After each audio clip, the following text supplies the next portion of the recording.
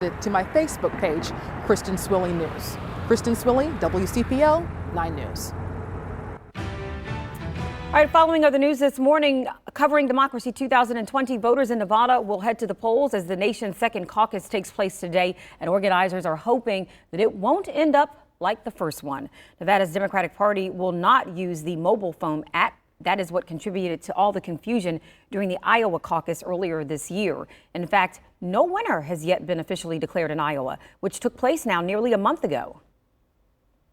Our goal is to have a successful caucus, and we provide multiple sets of eyes and ears and wisdom and observations and lessons learned from Iowa so that we can be successful here in Nevada. The Democratic Party is warning that caucus results may not be released tonight, so every vote can be rechecked manually. According to the latest poll, Bernie Sanders holds a nearly 2-to-1 lead over Pete Buttigieg, who currently is in second place. Well, today is your chance to adopt the dog rescued from floodwaters this past weekend along Kellogg Avenue. We first told you about Frosty last week. She will be up for adoption when the Cincinnati SPCA opens at noon today. It is located at 11900 Connery Road in Sharonville. Rescuers found Frosty clinging to a floating log, and officials say that she has since made a full recovery and she is doing quite well this morning.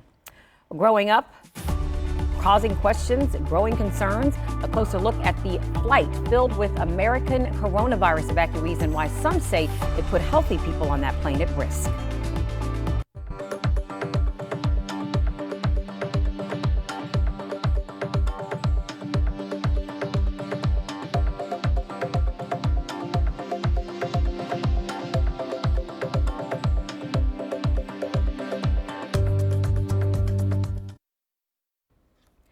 This morning, the number of confirmed coronavirus cases in the U.S. continues to rise. This as U.S. officials are dealing with the fallout of evacuating people with the infection on the same plane as passengers who were not sick.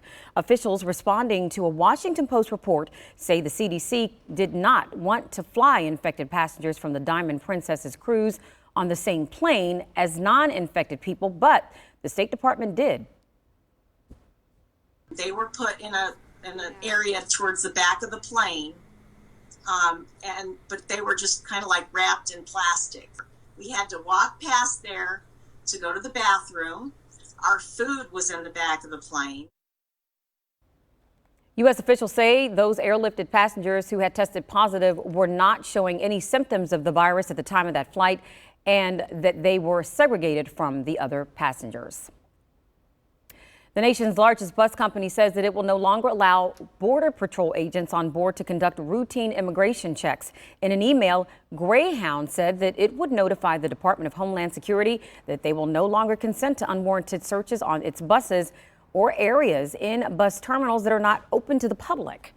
Last week, the Associated Press obtained documents confirming that agents can no longer board private buses without prior consent from Greyhound. Well, it's a popular airline here in the tri-state, and this morning Delta is assuring passengers that its famous cookies aren't going anywhere. This after United Airlines announced that it will replace biscoff cookies to, quote, give passengers some variety. Well, that's upsetting fans of the buttery cinnamon ginger nutmeg cookies. In fact, they're one of my favorites. Delta is capitalizing on the outrage, tweeting, yep, we still got them. With the weather warming up, it is the perfect time to stop and smell the roses at the 51st annual Cincinnati Home and Garden Show. There will